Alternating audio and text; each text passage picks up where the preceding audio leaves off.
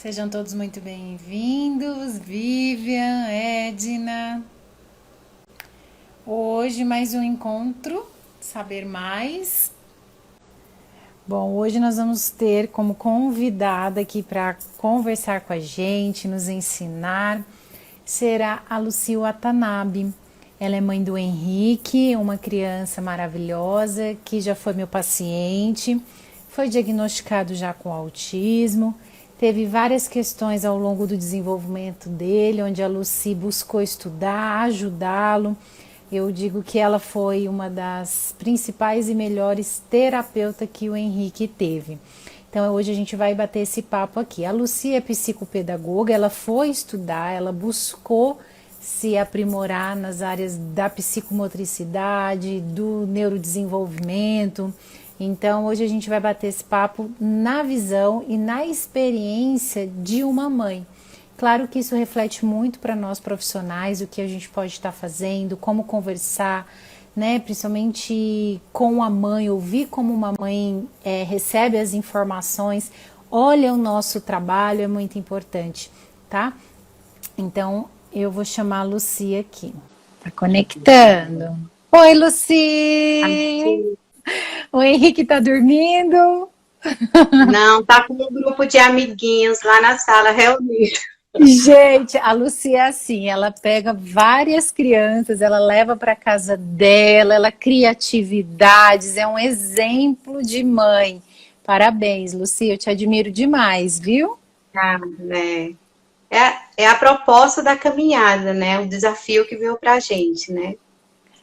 E você agarrou isso e faz muito, muito bem. Aí por isso que eu pensei em te chamar hoje aqui para você compartilhar, incentivar, motivar as mães que estão aqui e também os profissionais, né? Você falar um pouquinho da sua experiência, como foi aí com o Henrique, para chegar onde você chegou até hoje, que é onde a gente estava conversando, né? O tanto que ele evoluiu.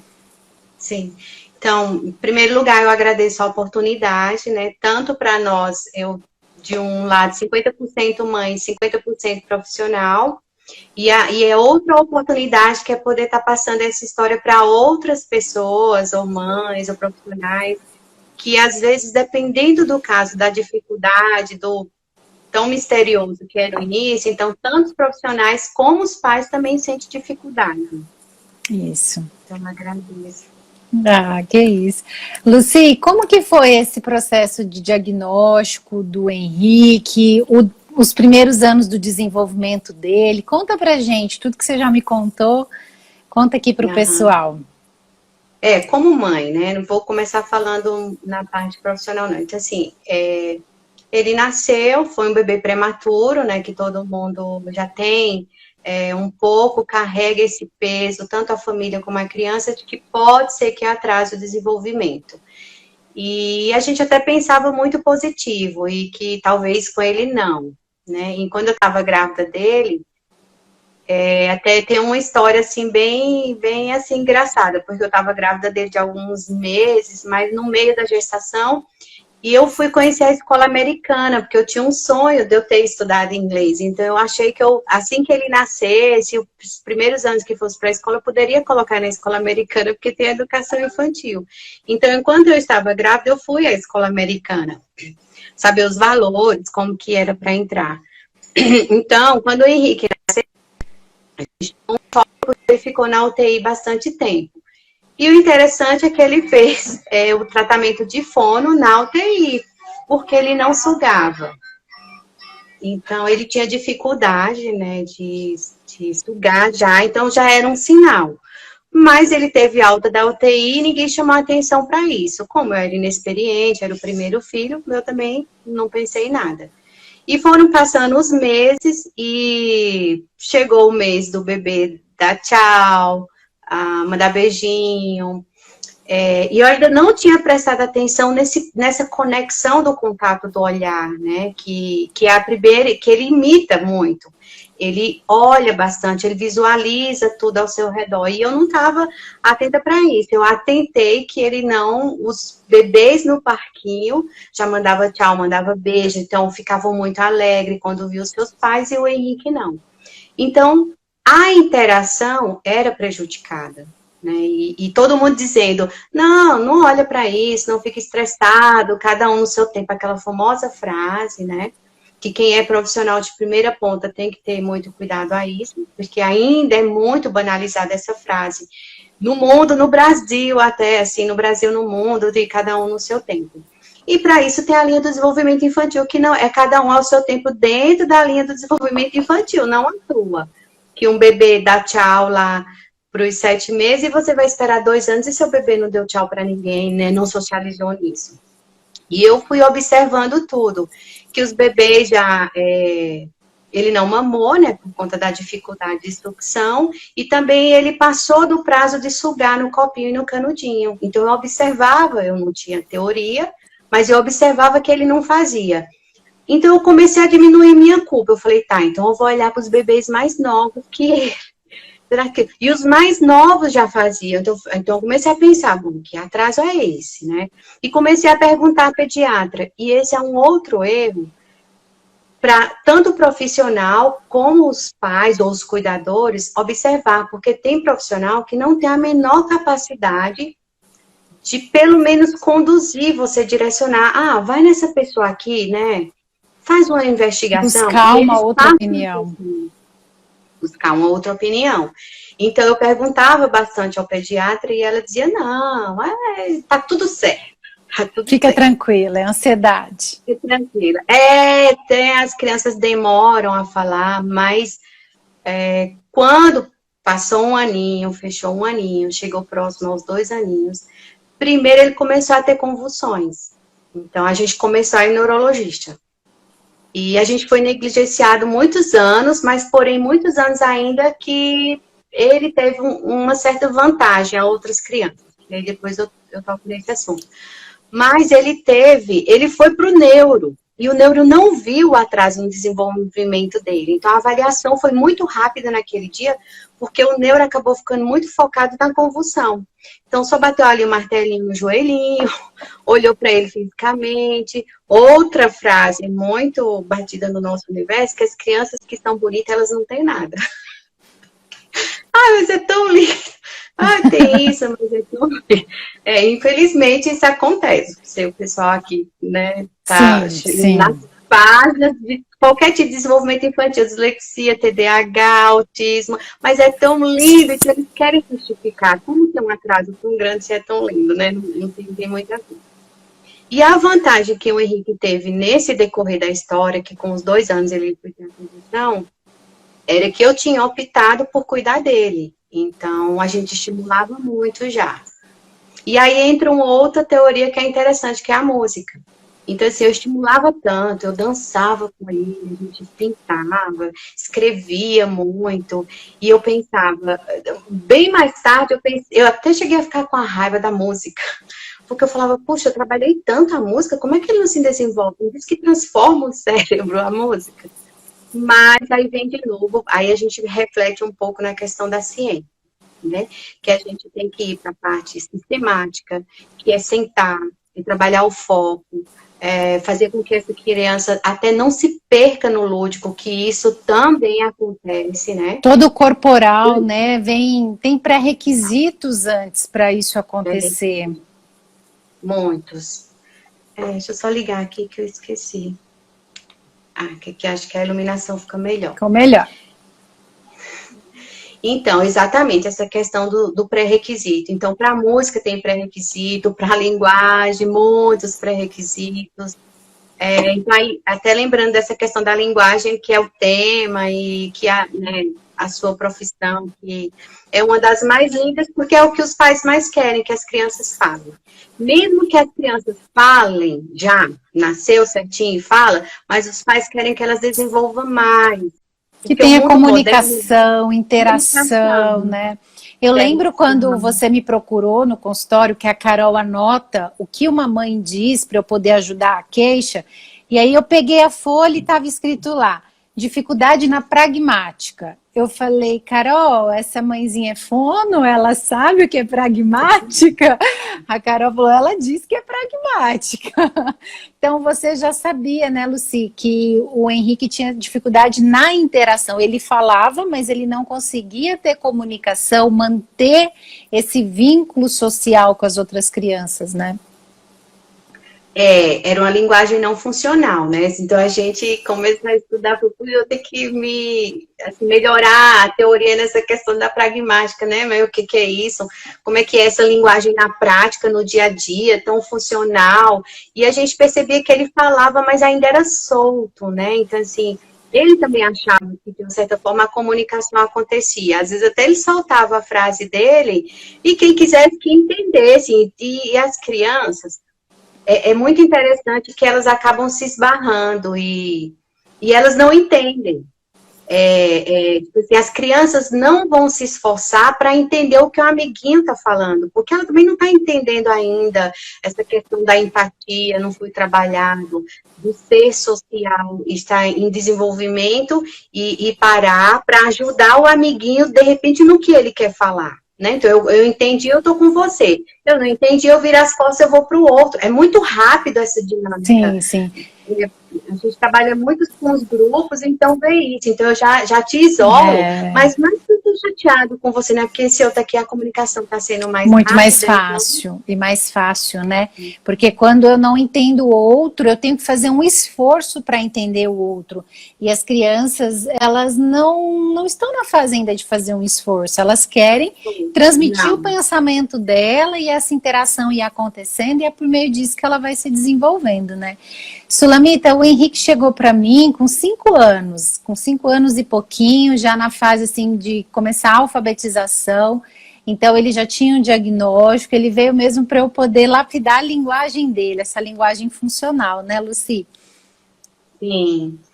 E foi interessante que você, em um determinado momento, fez uma avaliação e falou assim, ele precisa aprender essas frases feitas, essas frases, né, de regionalismo, como lá vem, um amigo falando do outro, lá vem o mala. Então, assim, como assim? Porque ele tinha essa fala, esse pensamento literal, então ele não pegava o mesmo significado e transmutava para vários sentidos. E eu pensava assim, meu Deus, a expansão, até lá em casa, né, do vocabulário. Do vocabulário. Para ele, como é que eu vou fazer? Porque nós restringimos o vocabulário para ele, porque aí seria muito amplo. Então, o importante era ele funcionar em casa. Vai lá na cozinha, pega o objeto. O amiguinho está te chamando. Então, nós cortamos todas essas múltiplas funções da linguagem e deixamos mais limpa. Só que chegou um momento, quando você falou isso, né, chamou a atenção, porque as crianças, elas trazem cada um essa riqueza que é o regionalismo dos seus pais, que é diferente. Um pai de um é de São Paulo, o pai da outra família é da Paraíba, o outro do Rio Grande do Norte. Então, e cada um tem a sua linguagem, né, Lucy? Eu aprendo por meio do outro, a minha linguagem se desenvolve por meio do outro. Então, o Henrique estava precisando disso, né, de saber como conversar e manter um diálogo com o outro para que o dele pudesse se expandir. E quando que foi, Lucy, que você recebeu mesmo o diagnóstico do autismo? Como foi esse pré-requisito? Por onde que você começou na busca de terapias? Ô, Larissa, eu vou só mandar um beijo aqui para algumas pessoas claro. Que estão aqui. Ó, a Dagmar, ela é psicopedagoga no INPE do Lago Sul. Ela faz um trabalho bem lindo lá. A minha sobrinha prazer, que está aqui, Lohana, ela se inspirou em mim. E ela foi agora pelo caminho, fez biologia, entendeu tudo do ser humano por dentro, aí agora está fazendo neuropsicopedagogia. Legal. A Neide, que é paciente também da Aninha, e a Aline também, que estuda muito, é uma outra mãe que está aqui. Ó, tem um monte que legal, gente, sejam muito bem-vindas. E aí, falando da questão de como começou, né, então assim... Eu estava muito inquieta, porque o Henrique era muito hiperativo, ele não parava em lugar nenhum, ele do nada saía correndo, ele não via se em seguida tinha um abismo, um buraco, um cachorro feroz, o que tivesse lá, ele é como se, assim, numa linguagem bem bem intimista, assim, bem íntima. Dava na telha dele, ele saiu correndo. Então, um dia também o perigo começou a ficar muito grande. Então, ele começou a dar na telha de se esconder, mas não era bem uma brincadeira de se esconder, porque ele não me avisava e ele não aparecia quando eu gritava desesperadamente: Henrique, cadê você? E ele chegou a fazer isso dentro de estacionamentos, como do Extra, o Carrefour, ou na rua, um pátio grande, e eu, né, assim, eu sou falante, eu sou desinibida, mas eu passava vergonha, porque eu gritava na rua: socorro, me ajuda aqui, meu filho tá escondido aqui, mas eu não sei onde, eu com medo de um carro sair de repente, Oh, porque meu os carros é assim. Deus. Então, assim, aí as pessoas na rua vinham me ajudar, e ele estava escondido, e eu gritava, e ele não aparecia. Eu dizia: para, eu não tô Ele brincando, não mas entendia nessa não linguagem. entendia, não entendia praticamente nada da linguagem. E assim foi até os 2 anos. Então, quando eu comecei a pesquisar na internet criança hiperativa, e pum, mas eu digo, né, sou uma pessoa religiosa, tenho fé, e nada quem não é, mas eu digo, toco nessa questão porque eu digo, Deus me deu alguns sinais. Então eu falava: tá estranho, e a gente já tinha ido no neuro, tá estranho. Aí eu comecei a pesquisar sobre hiperatividade e começou a cair em autismo, e aí eu lia tudo, né, porque quando eu abro a página, aí eu leio tudo. Eu falei: ué, mas ele parece autista, então, pelo que tá escrito aqui, ele tinha tudo. Então eu fui lembrar que quando ele tinha 1 aninho, que ele começou a andar na idade certa, tinha 1 aninho, ele ficava inquieto com o carrinho dele de bebê e ele queria girar a roda muito. Então esse de girar a roda era muito, ele andava na ponta dos pés, ele não tinha a linguagem, ele teve as convulsões, que são tudo lá os itens escritos para estar no Do quadro de checklist. risco, né? Uhum. Do checklist, né? Apesar que o checklist do DSM é só 3. Não interage, não simboliza e não socializa. Então, assim, de 3, ele tinha mais de 10. Eu digo assim, gente, ele tinha mais de 10, porque ele tinha tudo. Então, assim, não tinha um pouco de coisa. E não olhava pra gente. Aí depois quando eu comecei logo, então eu voltei no neuro, e marquei desesperada a consulta e falei assim: doutor, tá muito estranho, porque eu fui pesquisar na internet e na internet tá dizendo que ele é autista. E ele tem tudo que o autismo tem. Aí o doutor parou o que ele estava fazendo, né? Foi olhar, aí foi tentar interagir com ele. Ele não olhou, não interagiu, ele pediu uma coisa, ele não fez. Falei assim: ó, tudo indica que ele é autismo. Então, o nosso laudo foi interessante, porque eu disse assim: então, Você me que. dê um laudo para eu ver o que eu faço com ele. Então, diante daquela circunstância, e eu acho que ele ficou um pouco encabulado, porque era paciente dele e ele não viu.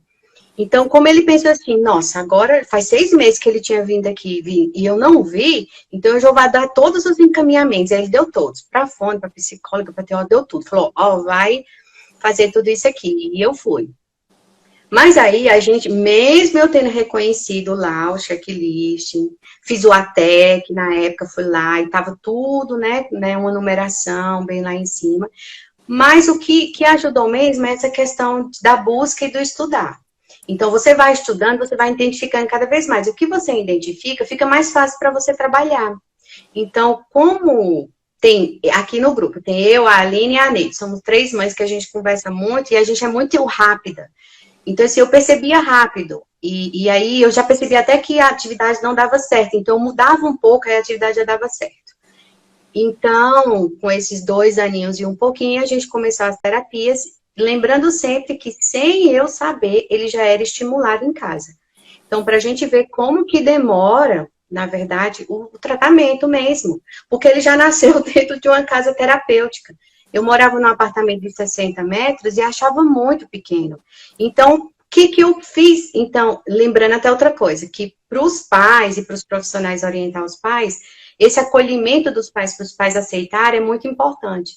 Mas, às vezes, os pais não aceitam porque é uma condição psicológica que eles estão numa prisão. Perfeito. Então, é até difícil resgatar, que a gente falando de emoção, né? Como é que eu vou resgatar esses pais para esses pais aceitarem essa prisão? Travou um pouquinho, vamos ver se volta. Voltou, Lucy.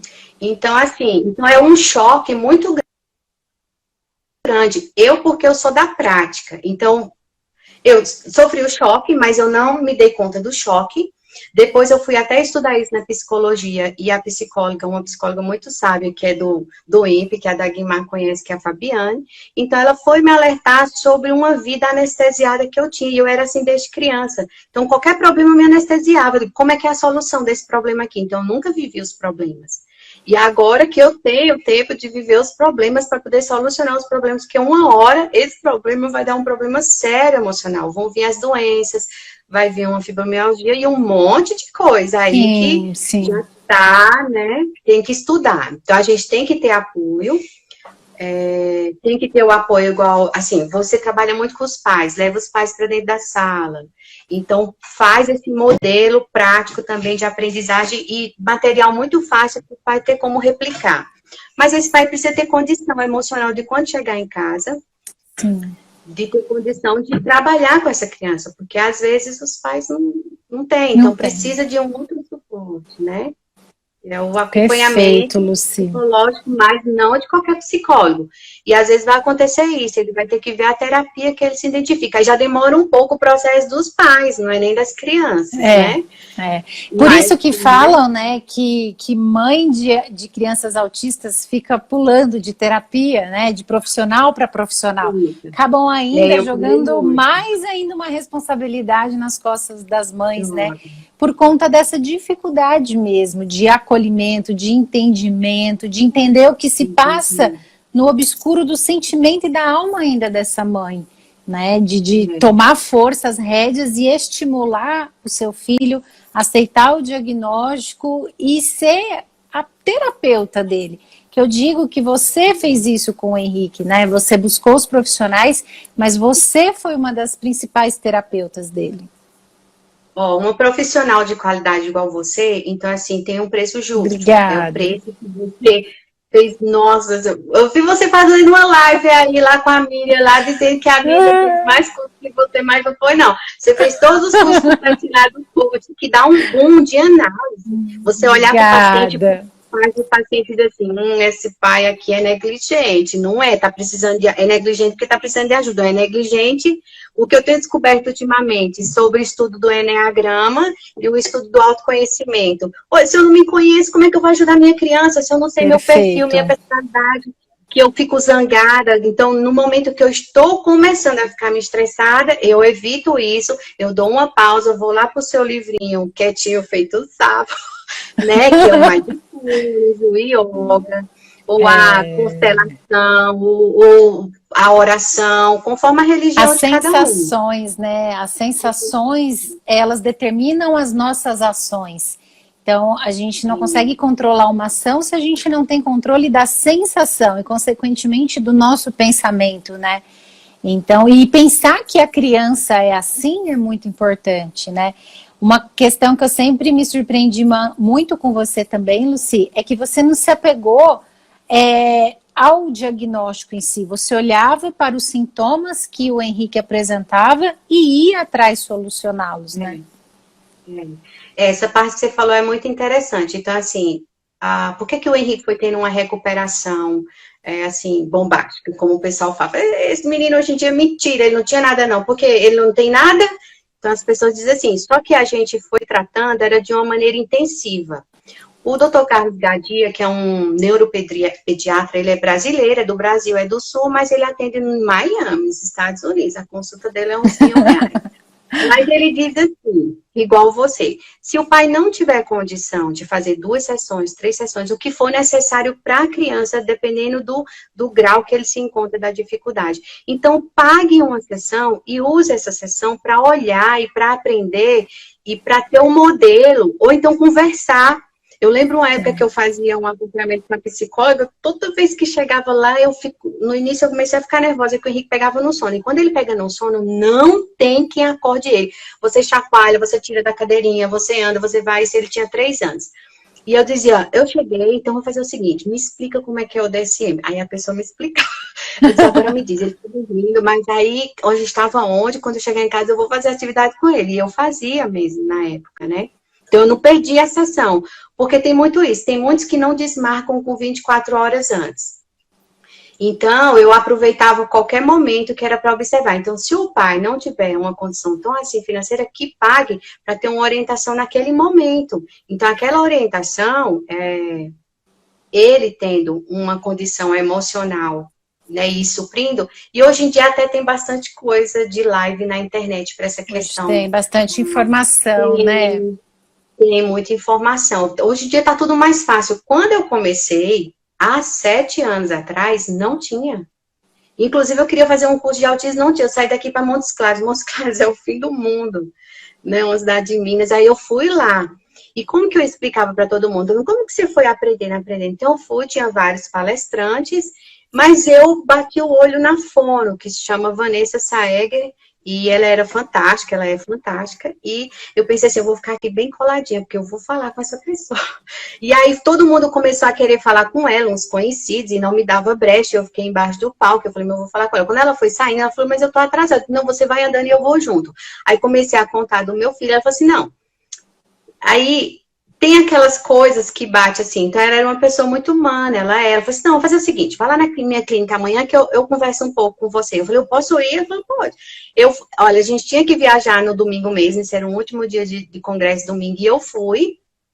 E esperei. Aí ela falou assim, você quer assistir algumas sessões minhas? Eu falei, eu quero. Então, assim, nem conhecia a pessoa. E o que ela foi oferecendo, eu fui recebendo.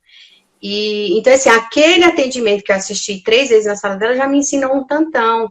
Então, foi uma pessoa humana que naquele dia se disponibilizou, viu que eu não era de lá, que eu estava lá. Eu adiei minha viagem, Eduardo perdeu, meu esposo perdeu o trabalho. Isso é muito importante, né, Luci? Os pais aprenderem, os pais verem o nosso atendimento, o que a gente está fazendo, como a gente está fazendo, para que eles possam fazer em casa. Essa sua fala, esse seu exemplo é muito importante, porque bate na tecla que eu ensino e falo para os meus alunos fonoaudiólogos. Coloquem os pais na sessão, mostrem para os pais. Não tenha medo e receio dos pais verem o seu tratamento, da criança não responder. Né? Juntos vocês vão encontrar uma solução. Isso é muito, muito importante. Até porque, assim, mostra que você já está querendo ajudar esse pai, esses pais, esse cuidador. E às vezes eles precisam disso. Meu Deus, como eu vou aprender? Então, eles, no geral, a gente, né, até me colocando mais como mãe mesmo, a gente se sente perdido. Até eu que lia muito, estudava muito. Na época, o Henrique dormia umas 10 horas, eu ficava de 10 até 3 horas da manhã estudando, lendo. Mas eu não lia muitos livros, né? Tem até muitos colegas meus que sabem por quê? Porque não dava tempo. Então, eu queria pegar dicas rápidas. E as dicas rápidas funcionavam, que é o mesmo caso de ir até você, ver você trabalhando uma sessão e conversar com você e pegar uma dica. E você tem essa coisa, né, assim, fantástica, que você até empresta seus livros. Eu digo, meu Deus, eu tenho ciúme. Obrigada. Não tem emprestado. O que eu puder pode fazer. Levar os livros, né? Eu digo, meu Deus, tem que devolver depois o livro. Por quê? Para depois, né, chegar à mão de outra pessoa. Então, tinha essa questão, olha lá, quanta coisa a gente trazia para casa, né? Utilizava os espaços da clínica, não era só lá na mesa, o corredor servia para jogar aquela raquetezinha, a bolinha, qualquer lugar, recepção. Então, era tudo muito, assim, pensado de acordo com a necessidade da criança, do que poderia fazer ali, né? Pro tipo de exercício. E, Luci, conta um pouquinho hoje para o pessoal como que tá o Henrique. Como era o Henrique e hoje como que ele tá? Você consegue fazer um resumão aí? Sim. É interessante porque aos 2 anos ele era uma página em branco. Então, né, aquela coisa assim, eu até assim, dá vontade de pegar as pessoas, assim, se eu soubesse falar alemão, elas olham assim, até para as crianças neurotípicas me entende tudo, olha, mas esse entende tudo, o Márcio Michele, que é o seu coach, que, né, ele é fantástico também, é o meu coach virtual, né, ele fala que é de acordo com a experiência, então a criança entende tudo de acordo com a experiência dela de 3 anos, de acordo com 4, com 5, com 6, com 2, e aí assim vai. Só que os adultos, às vezes os terapeutas, como eu já peguei alguns, dizem assim, ele entende tudo. Tem que ter cuidado, porque ele entende tudo no mundinho dele. Então, assim, eu vou falar para alguém alemão, você tem que entender, porque você é adulto, você já viveu muito, né? Então, é uma linguagem diferente cada ano e a criança vai crescendo. Eu vou, às vezes, para aula, para curso, eu não entendo tudo que a pessoa fala, mas ela não está falando português e eu não falo português. Perfeito. Então, aos 2 anos, ele era uma página em branco. Então, assim, era Era até, assim, chocante você ver que sua criança não sabe quem é o pai e quem é a mãe. Aí o pessoal diz, claro que ele sabe. Gente, 2 anos, você fazia aquela pergunta básica, cadê o papai? E ele não buscava. Vai entregar para o papai, não sabia o que era entregar, não sabia o que era papai, vai, né? Que eu vi até a amiga falando da questão dos verbos, né? Não tinha nada.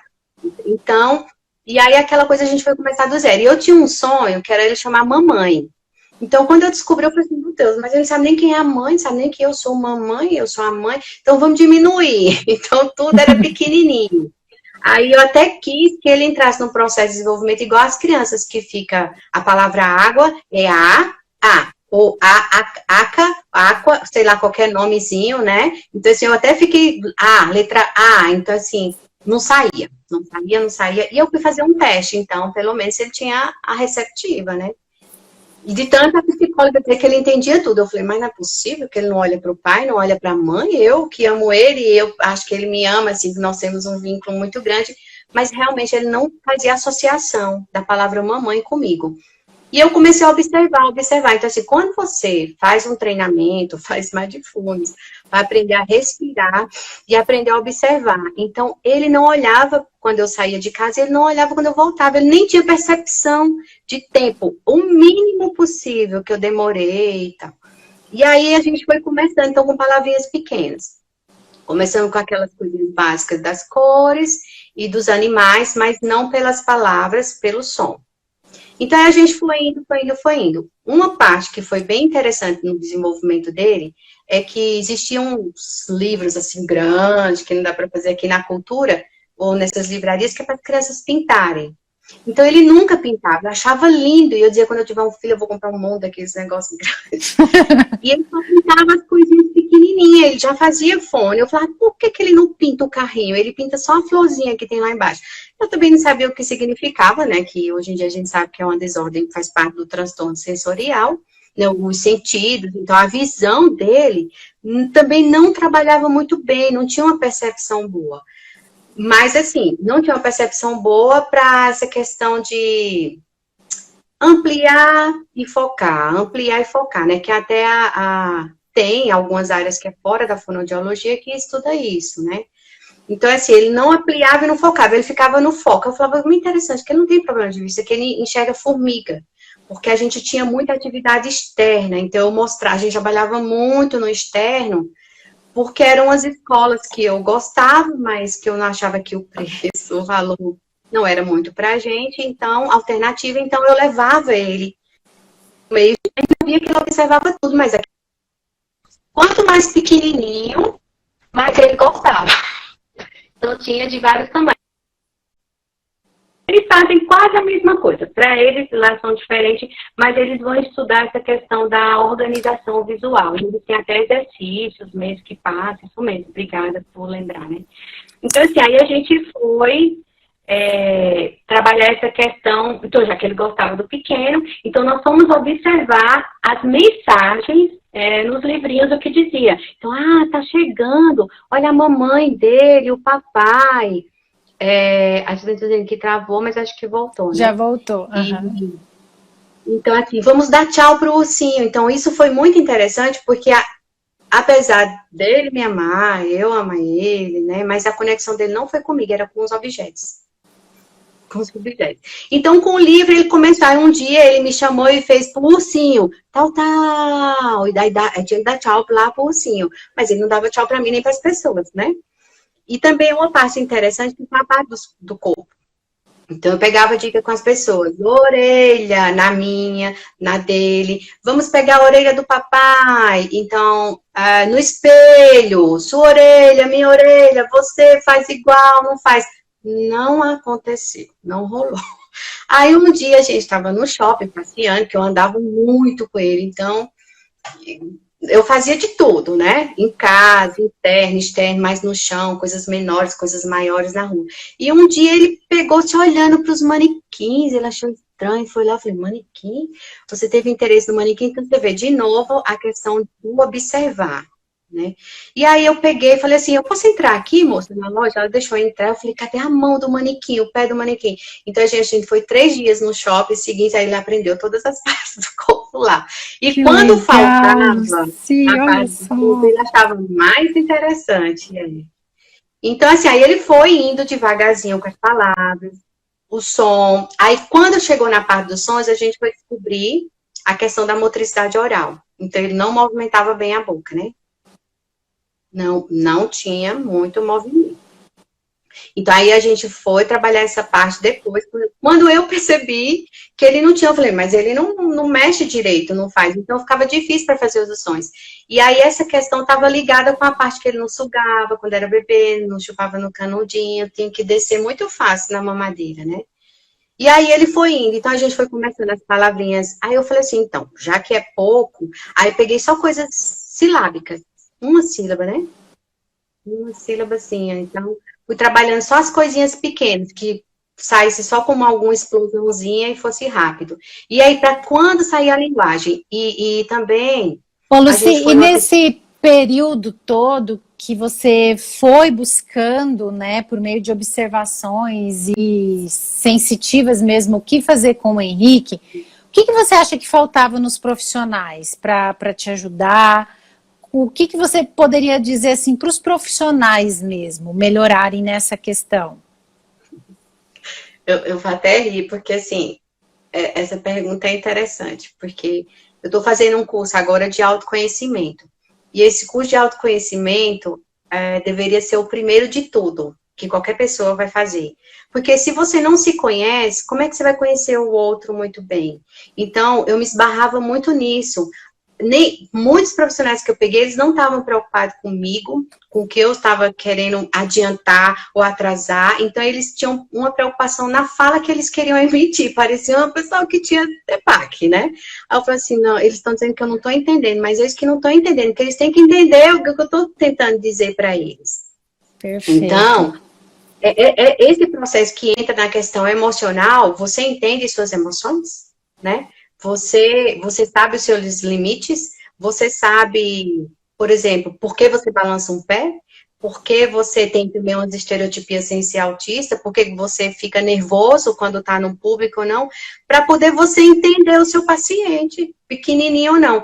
E tem uma questão que o Bert Hellinger traz muito, né? Questão, esse autor aqui, que ele tem muitos livros, eu não sei se sai trocado, né?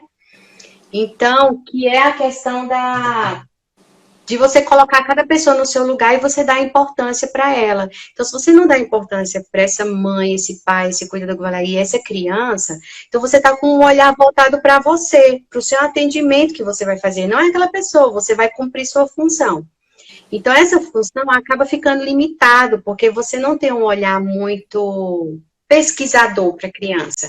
Aí pega um protocolo lá, nossa, que eu tenho horror aí diz assim, que a cada 5 meses é que faz a reavaliação do protocolo. Você está aplicando a criança gosta de carrinho e você quer trabalhar com Lego, porque Lego é motricidade fina. Então, e a criança está viajando lá. E o E ela Henrique, eu não também. apliquei protocolo nele, né, Lucy? O Henrique Não, foi tudo no não, natural. A gente tentando criar um não. vínculo e eu passando para a Lucy como ela poderia fazer para melhorar essa linguagem funcional dele. E quando o Henrique chegou para mim, e eu colocava essas situações para ele resolver, para ele falar, para ele me dizer, por meio de brincadeiras, e ele percebia que era difícil, que ele não conseguia, o nosso primeiro desafio foi o emocional, né, Lucy? Ele falava muito, eu não consigo, e ele queria desistir das E sessões. chorava.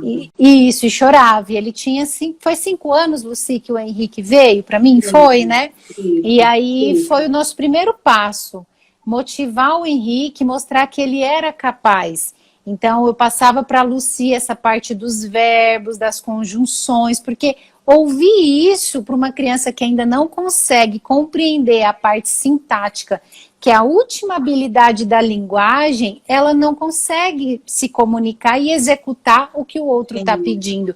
Então, foi o nosso primeiro passo com o Henrique, vencer o emocional, depois dar condições dele pensar no que o outro estava falando, né, e começar a expandir o vocabulário dele. Essa parte que você falou é muito rica, tanto para as famílias como para os profissionais que estão aqui. Porque os profissionais também podem viver com esse choro. E esses pais precisam viver com esse choro de negação. Ah, eu vou logo fugir daqui. Eu tenho isso. Eu, aqui em casa eu fico, nossa, mas esse artigo está muito difícil, esse livro está muito difícil, eu vou arrumar outro. Se eu vou ver se tem tradução aqui na internet, eu vou ver se tem, eu fico zangada. Então, assim, eu fui entender minhas emoções. Olha que interessante que você falou, né? Então, os pais, eles precisam também suportar um pouco. Eu falo muito disso e eu sinto que o pessoal às vezes não leva muito a sério, não, porque a gente tem que suportar que ele chore, porque ele vai chorar em outros momentos. Ele vai chorar na escola, ele vai chorar...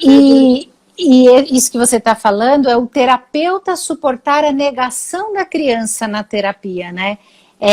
Esses dias a gente estava em outra live até falando que o silêncio da criança é uma resposta, mas no caso da criança maior é a negação em fazer atividade, em aceitar o que o terapeuta traz. Isso faz parte também do processo terapêutico.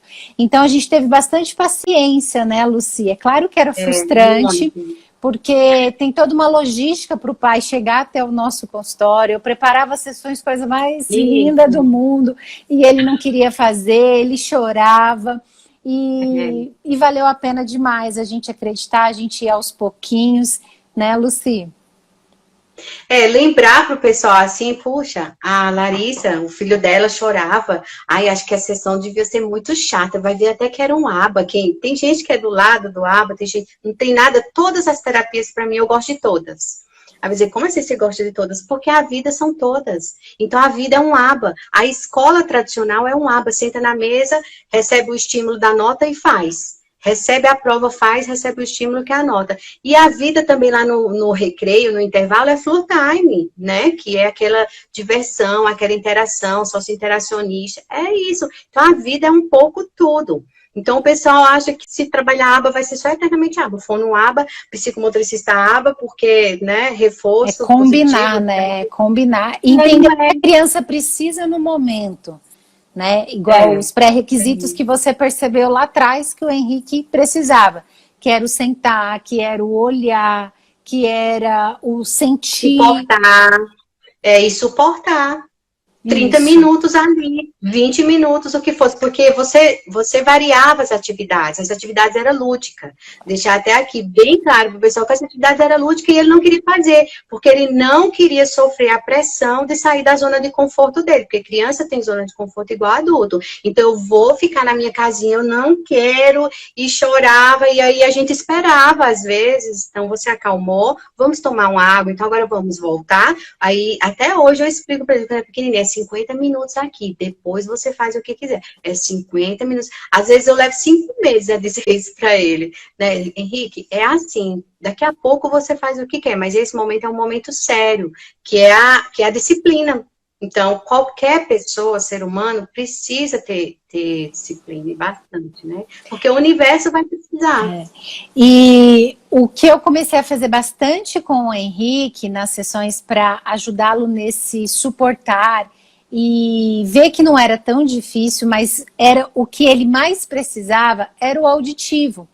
Então, a criança ela vai tendo muitas pistas visuais para poder fazer a associação do que o outro está querendo dizer. Quando, na verdade, a fala e a linguagem na interação, ela é auditiva. Então, foi a minha base no tratamento com o Henrique, muito auditivo. Meus comandos eram auditivos, as associações que eu queria que ele fizesse eram auditivas, com muito ruído, com muito barulho. Então, a gente entender, dentro de tudo que tem para trabalhar, o que a gente vai fazer que pode melhorar as outras habilidades, né, Lucy? Sim, aí você até tinha perguntado antes também como que foi o processo de evolução, né? Então, ele começou aquelas palavrinhas, poucas, foi conquistando, e aí a gente sentiu essa necessidade, até às vezes assim, o pessoal que ficava muito tempo com ele, tem um diferencial quem está com você, que você até dá um descanso para a criança, dá uma pausa, né, depois de um tempo razoável ali, para a criança ter uma pausa e tentar processar aquele período de aprendizagem, né, e depois retornar. Então, eu tinha muito medo, porque eu ia em outras clínicas, e aí eu via, tudo que eu vi o pessoal reclamando, eu anotava, que eu dizia assim, nossa, tinha uma mãe que falava assim, olha, mas ele não para de falar em terceira pessoa, isso é para o Pedro, né, eu mesma, dizia assim, isso aqui é da Lucy, me dá, então aí tinha uma mãe que reclamava muito, e eu falei assim, meu Deus, eu não posso deixar ele ficar falando na terceira pessoa, e realmente vira uma barreira que impede de evoluir. E o pessoal, às vezes, fica nessa história do método, aí fica um pouco complicado, né? Vai ter casos que dá certo, mas se ficar ali... Então, quando a gente foi para você, ele estava meio truncado nessa questão da comunicação. Ele tinha uma linguagem, mas a linguagem ainda era restrita, e tinha essa parte também que era... a menina está perguntando se era fora da cabine, você fazia fora e dentro. Isso, né? Mas, usava o audiômetro... Mas foi bem depois que eu comecei, é um funil, né, Sulamita? Eu comecei com bem externo e, por fim, depois eu coloquei o audiômetro no Henrique. E aí, até ainda respondendo essa questão da Sulamita, que era interessante que você colocava aquele programinha no computador, que era um programa que, por exemplo, tinha um restaurante e o garçom ia né, tirar o pedido do cliente, mas tinham barulhos no restaurante. Então, interessante que ele sempre chamava mais atenção os outros barulhos, então atrapalhava a comunicação, que era o pedido que tinha, né? Então, assim, ela perguntou se era na cabine, então você faz essa variação com o paciente, até para ele não ficar cansado. E saber, assim, qual é o momento de deixar mais difícil. Então, essa situação desse aplicativo que eu usava já foi bem mais para o final.